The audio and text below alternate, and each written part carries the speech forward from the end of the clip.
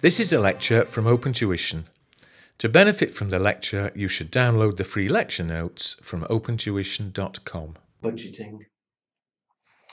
Because although I think you'll find this hopefully straightforward, there is quite a lot we need to discuss, and so rather than just have one long lecture, I'll split this chapter into 2 or 3 shorter lectures. But first of all, we need to chat for a few minutes, or I need to chat, about what we mean by budgeting. Too many people think that the budget is simply a forecast profit statement for next year. And certainly most budgets will include a profit statement for next year. But that's not the whole of budgeting. The word budgeting means planning. And really the budgets, as you'll see shortly, are a series of plans. You know, if I'm a manufacturing company, I'll need to plan how many staff I'm going to need next year, how many employees. I'll need a plan. Because if I haven't enough employees, we're going to recruit more. Or if I have too many employees, we may need to get rid of some. But I need to plan how many employees I need. And that's nothing to do with dollars. You know, I need 50 employees, I need 500 employees. It is a budget. And there will be a series of budgets. A budget for labour, how many staff I'm going to need. A budget for materials, how many kilos of wood I'm going to buy, and so on. So that's basically what budgeting is. Over the page, paragraph 3 talks about the benefits of budgeting. And these are the standard 6 headings. I mean, do learn them. They'll easily form 1 or 2 multiple choice questions. So let's run down them quickly. Planning is the main function of budgets. That's what I've just been talking about. So things like how many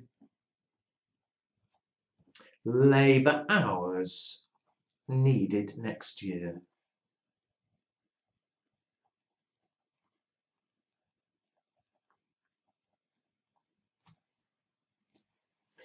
Second one, controlling.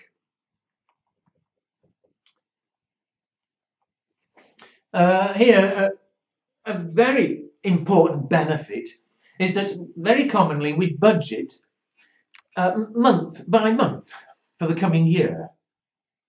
You know, I may budget, we're going to spend £5,000 a month on labour. Well, a standard way of using the budget is as we start going through next year, compare what we actually spend each month with what's in the budget. And if I find in January that we've spent more than we've budgeted, I want to know why. Maybe there's a very good reason for it, or maybe something has gone wrong. And of course, if something's gone wrong, well, in January, we'll do our best to try and correct the problem for later in the year. That's something we'll come back to in a big way in a later chapter on variances. But controlling, we're able to compare actual results with the budget.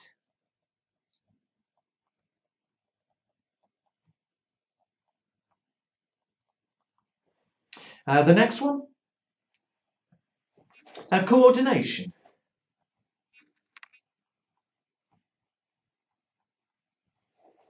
What I mean here is, you know, I've got lots of different departments. So I've got a production manager who tells me we're capable of producing 50,000 desks a year.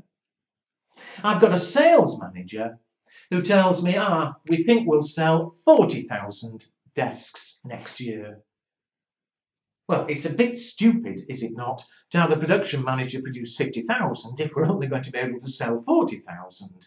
We need to coordinate. We need to make sure that we produce what we think we can sell, and so on. Well, the budget process helps us do that. We can't just have production manager produce away and sales manager sell away. The budget process, we match the two together, we coordinate. So, for example, make sure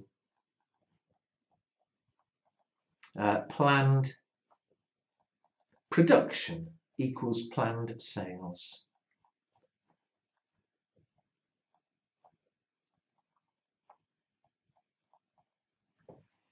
Next one, authorizing, delegating.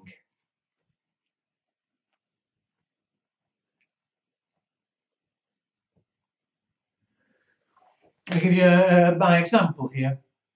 Suppose we've done a budget for labour and we've decided we need to recruit 100 new people. Well, once that's agreed, once top management have agreed this budget, human resources, who are perhaps the people responsible for recruiting people, they are then authorised to do what's in the budget. The budget says we need 100 new people. Human resources are authorised to recruit 100 new people. It's their job.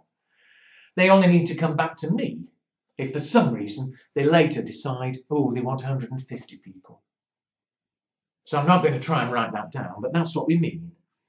The managers have authorisation, they have permission to do what's in the budget. Evaluation of performance.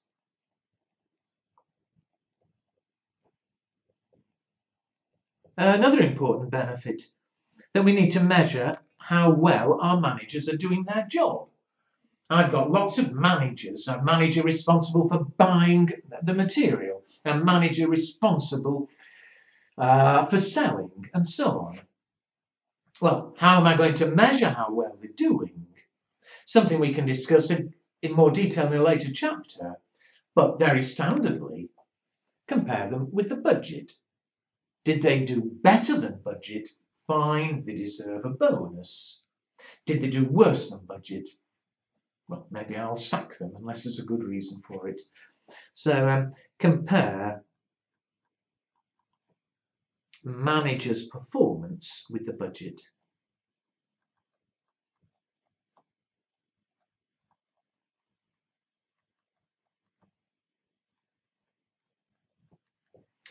Finally, communicating and motivating.